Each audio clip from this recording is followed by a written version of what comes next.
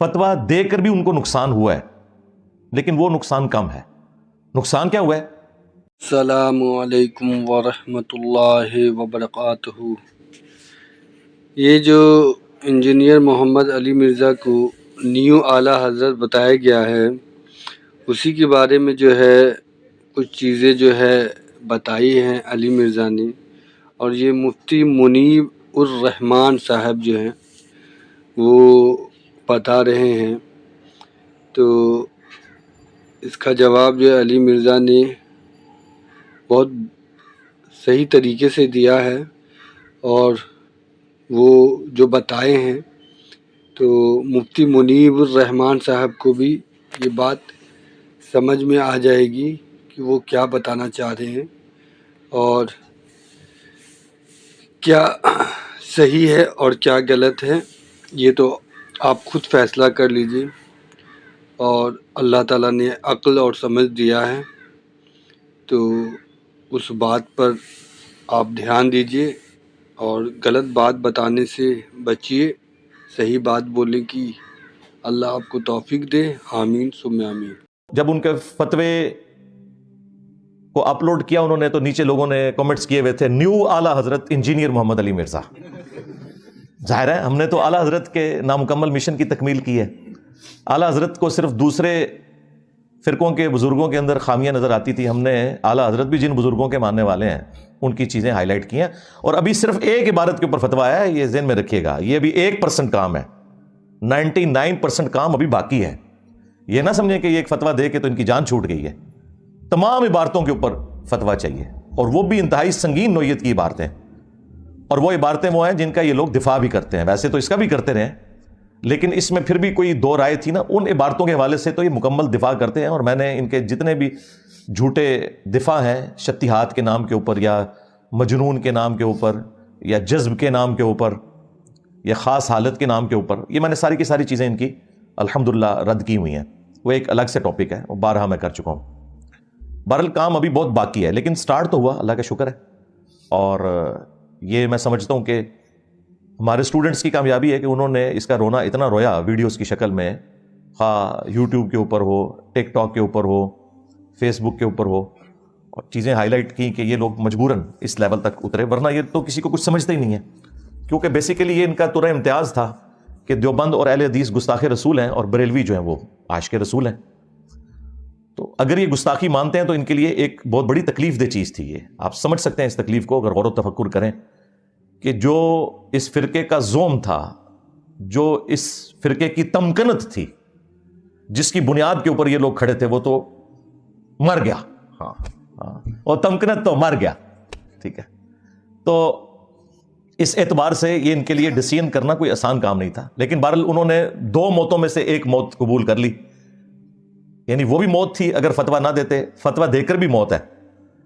ظاہر ہے کہ پھر انہوں نے مان لیا کہ یہ انجینئر صاحب کی وجہ سے ہمیں چیزیں ہائی لائٹ ہوئی ہیں۔ میرے پاس ایک راستہ تھا کہ میں قرآن و سنت سے دلائل پیش کرتا، جو اکثر لوگ ہمیں مشورہ دیتے ہیں، جو ممی ڈیڈی قسم کے علماء ہیں، خود ان سے کام ہوتا نہیں ہے، ہمیں مشورے دیتے ہیں، ان کے بڑوں سے بھی کوئی کام نہیں ہوا، ان سے بیچاروں سے کیا کام ہونا تھا توحید کا، وہ جی بس آپ چھوڑ دیں، ان بزرگوں کو کچھ نہ کہا کریں۔ بھائی بزرگوں کی آکاس بیل ان درختوں پہ لگی ہوئی ہے، جب تک آکاس بیل کو آپ اس درخت سے نہیں اتاریں گے، جو آپ درخت کو خوراک دیں گے وہ کبھی بھی درخت کو نہیں پہنچے گی، بلکہ وہ آکاس بیل جو ہے وہ درخت کے تنے کو بھی خشک کر دیتی ہے۔ یہ بزرگوں کی آکاس بیل ہے جس کو میں نے اتارا، اس کو اتارنے کے لیے اگر میں قرآن و سنت کا صرف راستہ اختیار کرتا، انہوں نے پتہ کیا کہنا تھا، او جی بخاری مسلم تو سلطان بہو نے بھی پڑھی ہوئی تھی، قرآن سلطان بہو کو نہیں آتا تھا، تم کہتے ہو ایاک نعبد و ایاک نستعین، تو پھر سلطان بہو نے کیوں کہا سن فریاد پیراں دیا پیرا، میری فریاد سنی کن تار کے ہو، بیڑا میرا وچ کھپراں دے جتھے مچ بھی نہ بیندے ڈردے ہو۔ تو یہ سلطان بہو پھر کیوں عبد القادر جیلانی سے مدد مانگتے رہے؟ انہیں نہیں تھا پتا کہ قرآن میں یہ لکھا ہوا ہے۔ اب آپ اگر یہ کہیں کہ بھئی ان کو نہیں پتا تھا، کہیں گے اوہ توبہ توبہ توبہ توبہ توبہ، یہی کہیں گے نا، یہ بھی نہیں کہہ سکتے۔ اگر آپ کہیں گے نہیں ان کو کم پتا تھا مجھے زیادہ پتا تھا، کہیں گے دیکھیں کتنا تکبر کر رہا ہے ان کو۔ تو اس کا البتہ کیا تھا، باپ پہ فارغ کرتے ہو، چشتی رسول اللہ، تھانوی رسول اللہ، صاحب اور سکر کی عبارت، لوائی اعظم من لوائی محمد، یہ ساری باتیں اتنی بار کھرچو کہ کینسر بنا دو۔ یہ میری دعوت کا سیکرٹ ہے، جسے میں نے انجینئر کی ڈاکٹرن کا نام دیا.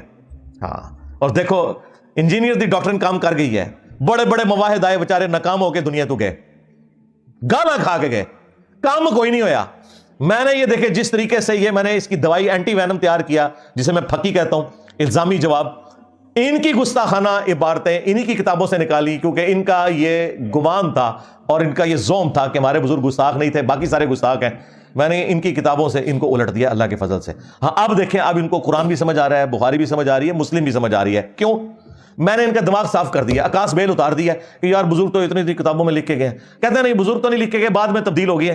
یہ بھی بہت بڑی کامیابی ہے کہ مان گئے ہیں کہ بزرگوں کی کتابیں محفوظ نہیں ہیں. مطلب کیا ہے پتہ ہے اس کا مطلب کیا ہے؟ کہ آندہ سے بزرگوں کی کتابوں سے دین نہیں حاصل کرنا, دین قرآن و سنت سے حاصل کرنا ہے. سرکار یہی تو ہم کہہ رہے ہیں, مرنے سے پہلے اے مسلمان کر لے اس پہ غور. کتابوں کا خدا اور ہے, بابوں کا خدا اور, کتابوں کا پیمبر اور ہے, بابوں کا پیمبر اور, کتابوں کا دین اور ہے, بابوں کا دین اور. اگرچہ وہ بابے بھی اسی نبی کو, اسی کتاب کو, اسی سنت کو مانتے تھے, اسی اللہ کو مانتے تھے, لیکن ان کوالٹیز کے ساتھ نہیں جو کتابوں میں آئی ہیں, بلکہ ان کوالٹیز کے ساتھ جو ان کے بابوں نے سکھائی ہیں. تو یہ وہ ہمارا سیکرٹ تھا اور اللہ کے فضل سے وہ کام کر گیا. اب الحمدللہ ہمارا یہ جو دعوت کا کام ہے یہ ٹیک آف پوزیشن سے اوپر اب ہوا میں چلا گیا. یہ پہلے زمین پہ تھا, اب انہوں نے ہمیں پاور کے طور پر تسلیم کر لیا. ہماری وجہ سے ہی ہوا ہے. دیوبندی نہیں ان سے چشتی رسول اللہ پہ فتویٰ دلوا سکے, اہل حدیث نہیں دلوا سکے, شیعہ نہیں دلوا سکے. الٹا مناظروں میں یہ لوگ دفاع کرتے رہے اور وہ چھوٹو پیچھے بیٹھ کے سبحان اللہ پڑھتا رہا. اہل حدیث نہیں کام کروا سکے, انجینئر صاحب نے کروا لیا. تو آپ پھر پتہ چلا کہ باباؤں کے بابا کون ہے. ہاں, اور یہ تفنن کے طور پہ. ہم یہ بھی نہیں کہتے کہ آپ ہمیں مجدد مانیں کہ جو کام اور نہیں کر سکے, اعلیٰ حضرت کے نامکمل مشن کی تکمیل الیاس قادری صاحب نہیں کر سکے, ٹھیک ہے, انجینئر صاحب نے آ کے حسام الحرمین کا اگلا ورژن نکال دیا, حسام الحرمین پارٹ 2.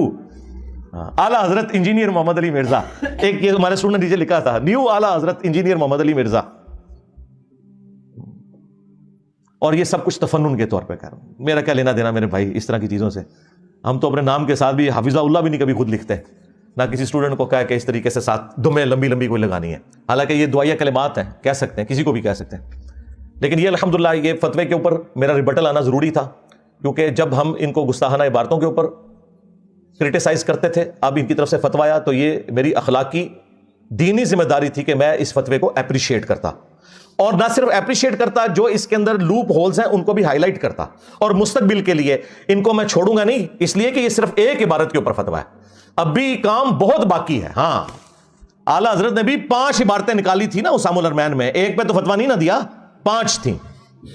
ویسے تو ابھی اعلیٰ حضرت کی اگر میں زبان میں بات کروں تو مجھے ان سے پتہ کیا کہلوانا چاہیے اینڈ پہ, کہ تم کہو کہ آج تک جتنے لوگوں نے اسے پرنٹ کیا, ہاں, جتنے لوگوں نے ان کتابوں کی تعریف کی, جتنے لوگوں نے اس کے اوپر مناظرے لڑے, وہ سب کے سب کافر, ان کے کفر میں شک کرنے والا بھی کافر, سارا فرقہ ہی فارغ ہو جائے گا. کسی نہ کسی درجے میں کوئی نہ کوئی چین جڑ جائے گی پیچھے جا کے, کیونکہ اعلیٰ حضرت نے حسام الحرمین میں اسی طریقے سے لکھا ہے. لیکن ہم صرف عبارتوں کے اوپر بات کرتے ہیں. بابے اللہ کے پاس جا چکے, وہ اللہ کو خود جواب دے ہوں گے. اگر انہوں نے یہ کہا ہے بھگتیں گے, اگر نہیں کہا اللہ کے حضور بری ہیں بالکل. لیکن ہم نے ان کی وکالت نہیں کرنی, ہمیں کوئی چیز پابند نہیں کرتی کہ ہم رسول اللہ صلی اللہ علیہ وآلہ وسلم اور ان کے اہل البیت اور ان کے صحابہ کرام علیہم رضوان اور جو ثقہ تابعین ہیں, یا اس کے بعد جو آنے والے محدثین ہیں جو ایگریڈ اپان صحیح العقیدہ ہیں, ان کو چھوڑ کے باقی لوگوں کا کہیں دفاع کریں. ہمیں کوئی چیز مجبور نہیں کرتی. ان لوگوں کا ہم دفاع اس لیے کرتے ہیں کہ ان کی بزرگی مسلمہ ہے, ان لوگوں کی بزرگی ان کے نزدیک مسلمہ ہے. ہمارے نزدیک اس لیے نہیں ہے کہ ان بزرگوں کا تعارف یہ کتابیں تھیں, یہ کتابی فراڈ نکل آئیں, الحاقی باتیں نکل آئیں, سب کچھ ختم ہو گیا. صلو علی محمد وآل محمد, اللہم صلی علی محمد وعلی آل محمد واصحاب محمد وازواج محمد وامت محمد اجمعین الی یوم الدین, آمین. اللہم انی اسألک بانک انت اللہ لا الہ الا انت الاحد الصمد الذی لم یلد ولم یولد ولم یکن له کفوا احد. اللہم صلی علی محمد وعلی آل محمد. ربنا آتنا فی الدنیا حسنہ وفی الآخرة حسنة وقنا عذاب النار. ربنا آتنا من لدنك رحمة وهيئ لنا من أمرنا رشدا. لا إله إلا أنت سبحانك إني كنت من الظالمين. اللهم اغفر لحينا وميتنا وشاهدنا وغائبنا وصغيرنا وكبيرنا وذكرنا وأنثانا اللهم من احييته منا فاحيه على الاسلام ومن توفيته منا فتوفه على الايمان۔ اے اللہ جن ان بھلائیوں کا سوال تیرے محبوب صلی اللہ علیہ وآلہ وسلم نے تجھ سے کیا، ہمارے حق میں، ہمارے ماں باپ کے حق میں، ہمارے بیوی بچوں کے حق میں، پوری امت کے حق میں قبول و منظور فرما۔ جن جن چیزوں کے شر سے تیرے محبوب علیہ السلام نے تیری پناہ طلب کی، تمام مسلمانوں کو ان چیزوں کے شر سے اپنی پناہ عطا فرما، بالخصوص فلسطین کے مسلمان، کشمیر کے، چائنا کے، انڈیا کے، افغانستان کے، یمن، عراق، شام، پاکستان، جہاں کے مسلمان کس پرسی کی زندگی گزار رہے ہیں، غیب سے ان کی عزت، آبرو، جان و مال کی حفاظت فرما۔ اے اللہ ہمیں کتاب و سنت کی تعلیمات پر عمل کر کے دوسرے بھائیوں تک پہنچانے کی توفیق عطا فرما۔ اے اللہ جو مسلمان فوت ہو چکے ان کی مغفرت فرما، جو زندہ ہیں قبر و آخرت کی تیاری کرنے کی توفیق عطا فرما، جو بیمار ہیں انہیں شفاء کلی عطا فرما۔ حاضرین کے دلوں میں جو نیک اور جائز دعائیں ہیں قبول فرما۔ تمام مسلمانوں کی تمام دینی، دنیاوی، جسمانی، روحانی، ظاہری، باطنی پریشانیاں، تکلیف، مصیبتیں، دکھ، بیماریاں، دشواریاں دور فرما۔ اے اللہ ہمارے ملک پاکستان کی خیر فرما، پورے عالم اسلام کی خیر فرما، عالم اسلام کو اندرونی اور بیرونی خطرات سے محفوظ فرما۔ سبحان ربک رب العزۃ عما یصفون وسلام علی المرسلین والحمد للہ رب العالمین، وصلی اللہ علی النبی الکریم وعلی آلہ واصحابہ اجمعین الی یوم الدین، آمین۔